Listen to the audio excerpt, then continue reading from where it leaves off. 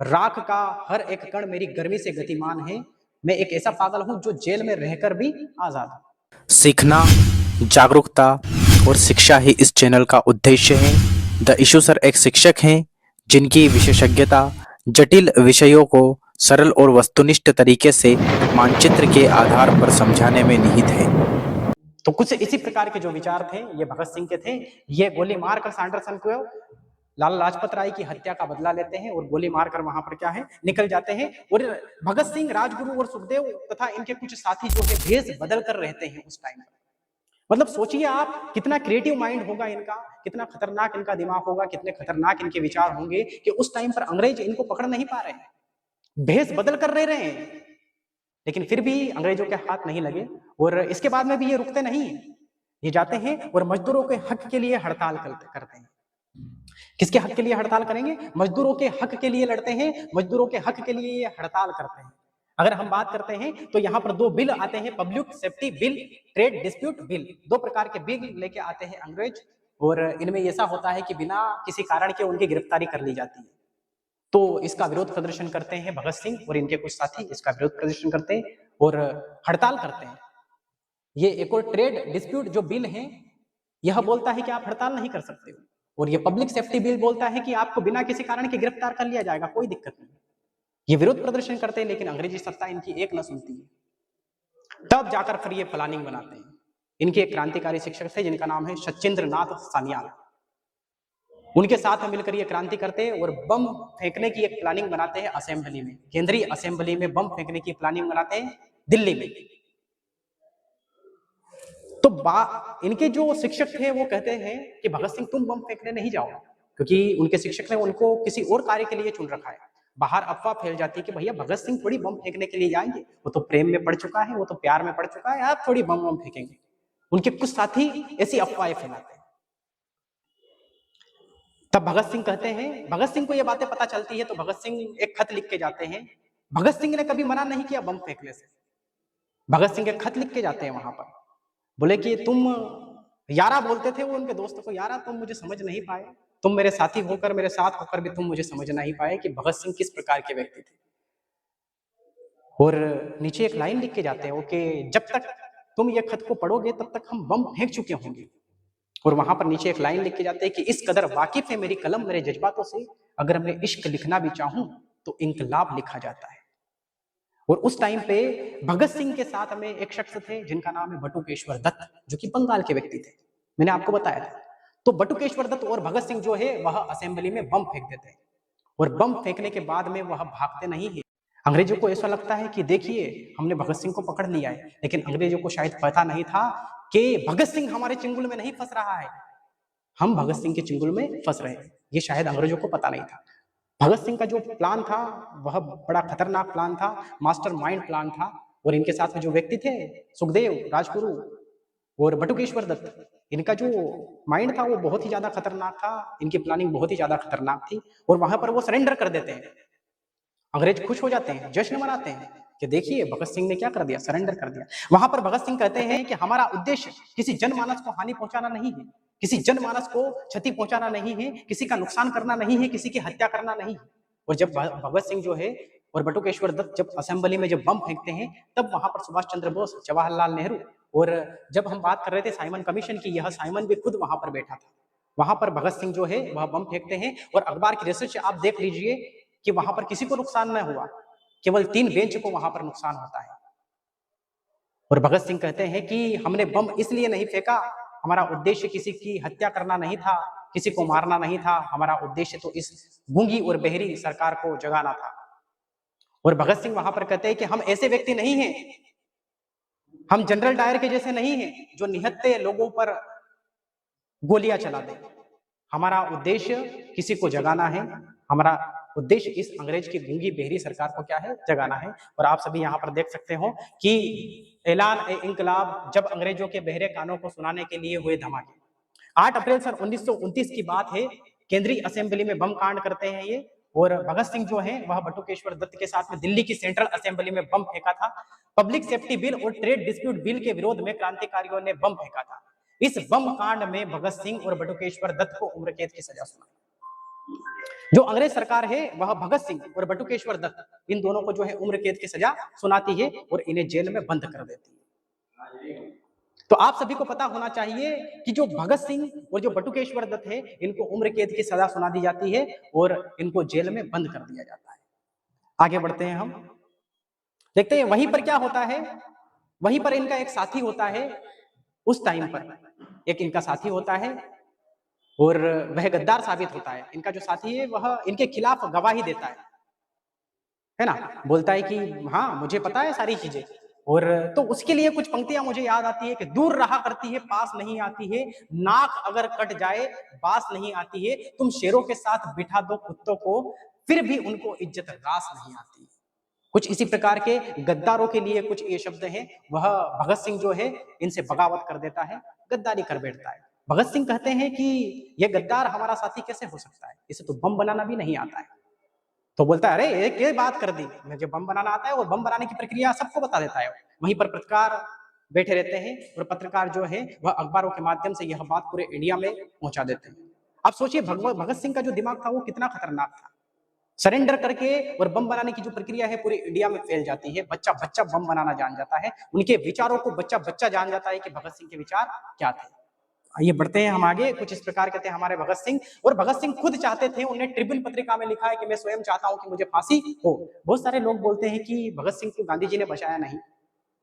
गांधी जी तो एक वकील थे और गांधी जी ने इरविन से बात की थी कि आप युवाओं की तरफ अपना ध्यान केंद्रित कीजिए और आप जो है उनकी तरफ भी थोड़ा सोचिए, बच्चे हैं, अपराध हो सकते हैं।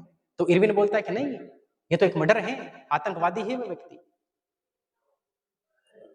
इरविन उनकी बात नहीं मानता है, इरविन उनकी बात नहीं सुनता है और इरविन बोलता है कि ठीक है राजनीतिक कैदियों को हम आजाद कर देंगे। गांधी जी को लगा कि ठीक है ये आजाद कर देंगे, लेकिन वह जो इरविन था वो मास्टरमाइंड था, बड़ा खतरनाक था। उसने बोला कि राजनीतिक कैदियों को हम रिहा कर देंगे और कुछ राजनीतिक कैदियों को उसने रिहा भी किया। लेकिन भगत सिंह पर जो मुकदमा लगाया था वह राजनीतिक नहीं लगाया था, वह आपराधिक मुकदमा लगाया था। और इसी का खामियाजा महात्मा गांधी आज भी भुगत रहे हैं, क्योंकि सब लोग कहते हैं कि महात्मा गांधी भगत सिंह को नहीं बचा पाए। इसीलिए तो कहते हैं कि महात्मा गांधी तुम होठों के बीच हंसते हो और भगत सिंह तुम हमारे दिल बीच बसते हो। इस प्रकार के विचार थे। आइए बढ़ते हैं हम आगे। राख का हर एक कण मेरी गर्मी से गतिमान है, मैं एक ऐसा पागल हूं। जब भगत सिंह जेल में जब बंद होते हैं तब भगत सिंह लिखते हैं कि राख का हर एक कण मेरी गर्मी से गतिमान है, मैं एक ऐसा पागल हूं जो जेल में रहकर भी मैं आजाद हूं। राख का हर एक कण मेरी गर्मी से गतिमान है, मैं एक ऐसा पागल हूं जो जेल में रहकर भी आजाद हूं।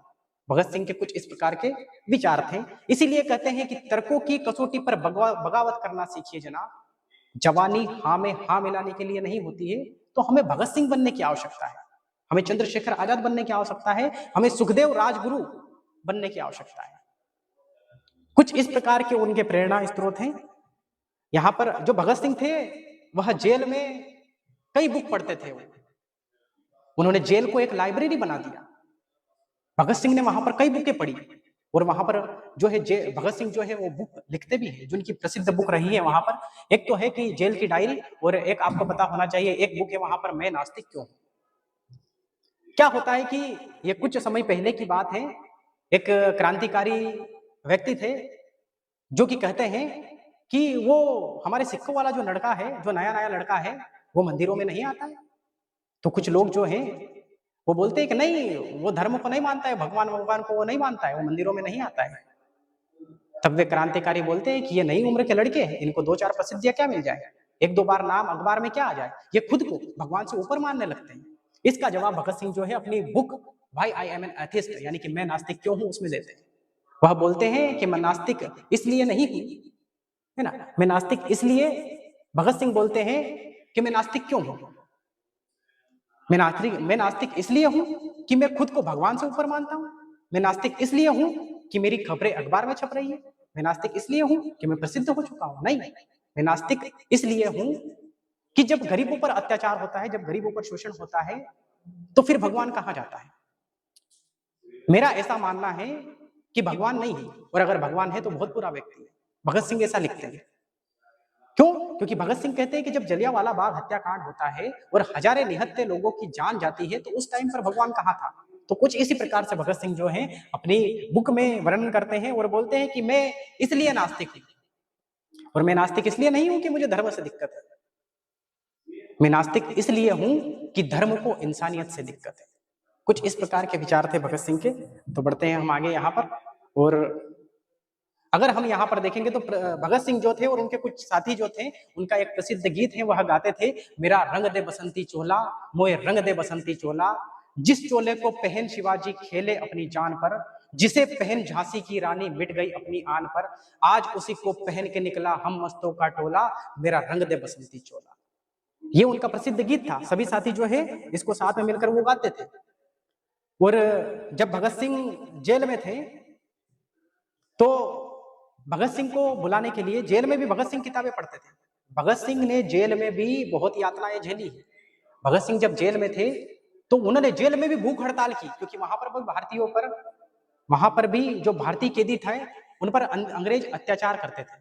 तो वहां पर भगत सिंह जो है भूख हड़ताल करते, एक दिन की नहीं, 2 दिन की नहीं, 1 महीने की नहीं, 2 महीने की नहीं, टोटल 116 दिन की भूख हड़ताल करते। और अंग्रेज जो है उन्हें खाना खिलाने के लिए मजबूर करते हैं। वो बोलते खाना खाओ, अगर वो खाना नहीं खाते तो खाने का जूस बना के दूध जो है उनकी नाक की नली के, नाक से नली घुसा घुसा कर अंदर भेजते थे। भगत सिंह बड़े खतरनाक व्यक्ति थे। मरी हुई जो मक्खियां रहते वो मक्खियां खा जाते ताकि जो है खाना डबल से निकल आए। इतनी यातनाएं भगत सिंह झेलते। उनको कोड़े मारे गए, उनको बर्फ की सट्टियों पर सुलाया गया, उनके घाव पर नमक लगाया गया। लेकिन भगत सिंह है कि टस से मस ना होते थे। उनको लगता था मानो कि तेल की मालिश हो रही है, स्पा हो रहा है उनके ऊपर। भगत सिंह हंसते थे, अंग्रेज जलकर खाक हो जाते। भगत सिंह ने अंग्रेज की नाक में दम कर दिया था वहां पर।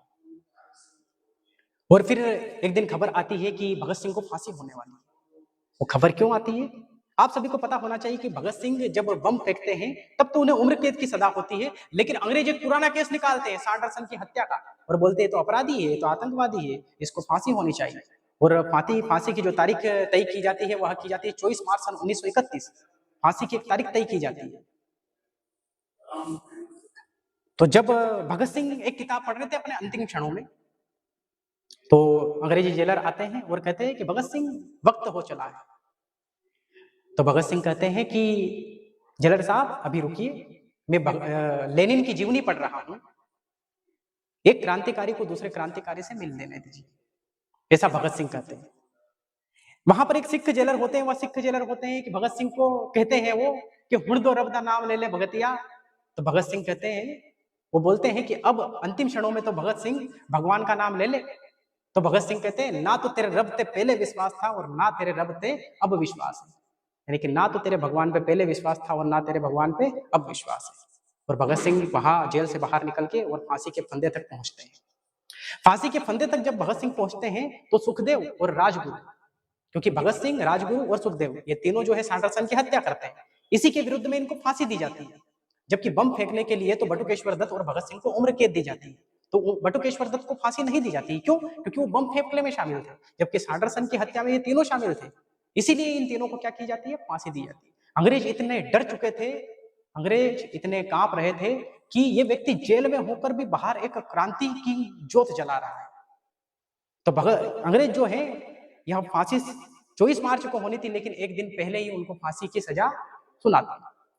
आपको जानकर हैरानी होगी कि भगत सिंह को जो फांसी देने वाले एक व्यक्ति थे वह मना कर देते हैं कि नहीं, मैं इस पर हस्ताक्षर नहीं करूंगा। उनका नाम है डॉक्टर आगा हैदर खान। ये उस टाइम के जस्टिस होते हैं, उस टाइम के जज होते हैं, और इन्होंने बोला कि शक के आधार पर आप फांसी नहीं दे सकते हो। तो उन्होंने बोला हम तो देंगे फांसी। अंग्रेज किसी की बात थोड़ी मानते थे। उन्होंने बोला ठीक है, मैं हस्ताक्षर नहीं करूंगा। अगर वो हस्ताक्षर नहीं करते तो फिर फांसी नहीं होती। तो वो हस्ताक्षर नहीं करते हैं, वो बोलते हैं कि मैं हस्ताक्षर नहीं करूंगा। वो खुद इस्तीफा दे देते हैं। डॉक्टर आगा हैदर खान फांसी पर हस्ताक्षर नहीं करते हैं और वह अपना इस्तीफा दे देते हैं, बोले कि मैं हस्ताक्षर नहीं करूंगा। तब फिर अंग्रेज अधिकारी दूसरे अंग्रेज को, जज को नियुक्त करते हैं और वो फिर हस्ताक्षर करते हैं, और फिर भगत सिंह को जो है फांसी की सजा सुनाई जाती है। और भगत सिंह के साथ में ये तीनों व्यक्ति भी होते हैं, भगत सिंह, सुखदेव और राजगुरु। ये तीनों व्यक्ति भी यहाँ पर होते हैं। तीनों कालकोठरी से निकल कर आते हैं और इनसे इनकी आखिरी इच्छा पूछी जाती है। तो ये बोलते हैं कि हमें गले मिलना है। तो इनकी रस्सी को छोड़ दिया जाता है और तीनों जो है वह गले मिलते हैं। और मानो वो क्षण क्या होंगे, जानकर हैरानी होगी वहां पर कि इनकी आंखों में एक भी आंसू नहीं था। पूरे देश के लोगों की आंखों में आंसू था, लेकिन भगत सिंह, राजगुरु और सुखदेव, इनकी आंखों में आंसू नहीं था।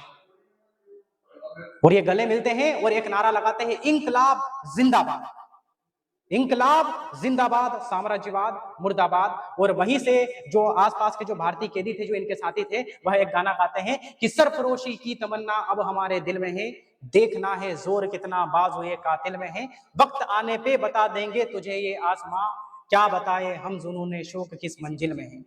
ये राम प्रसाद बिस्मिल का गाना था। हालांकि राम प्रसाद जो बिस्मिल है, उनको तो सन 1927 में काकोरी कांड में जो है फांसी की सजा सुना दी गई थी, लेकिन ये उनका गाना था, मेरा रंग दे बसंती चोला और ये सरफरोशी की जो तमन्ना अब हमारे दिल में है। ये कुछ इस प्रकार का गाना था। अंग्रेज इतने डर चुके थे कि उस फांसी के लीवर को खींचते हुए उस जल्लाद का हाथ कांप रहा था, लेकिन भगत सिंह, राजगुरु और सुखदेव नहीं कांप रहे थे।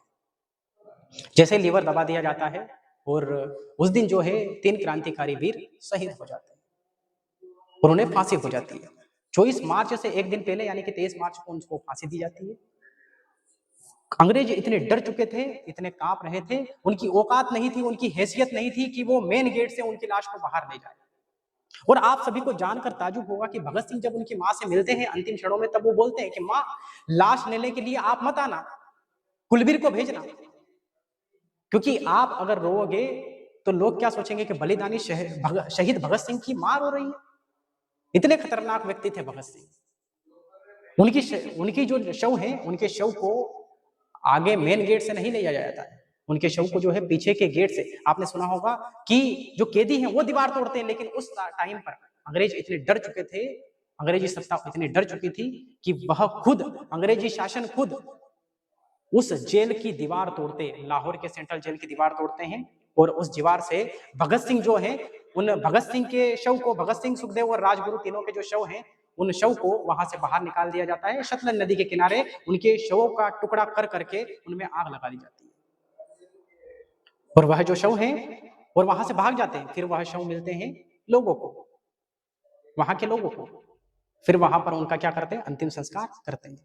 कुछ इसी प्रकार के विचार थे भगत सिंह के। भगत सिंह, राजगुरु और सुखदेव, नमन है हमारे देश के ऐसे क्रांतिकारों को। और यहाँ पर हम अगर देखेंगे तो यहाँ पर इनको 23 मार्च सन 1931 को जो है फांसी हो जाती है। इसी दिन को, आज ही के दिन 23 मार्च सन 1931 को इनको फांसी होती है और आज ही के दिन इसे शहीद दिवस के रूप में मनाया जाता है। तीनों को क्या है, फांसी हो जाती है। इनका एक प्रसिद्ध नारा है, इंकलाब जिंदाबाद। इसीलिए तो कहते हैं कि आज भगत सिंह जो है हमारे दिलों में जिंदा है। संघर्षों के साये में इतिहास हमारा पलता है, जिस ओर जवानी चलती है उस ओर जमाना चलता है। तो ऐसे क्रांतिकारी, ऐसे वीर, ऐसे शहीदों को हमारा शत शत नमन। और हम चाहते हैं कि हम भी जो है भगत सिंह के जैसा, सुखदेव के जैसा, राजगुरु के जैसा, ऐसे हम बने यहाँ पर आके।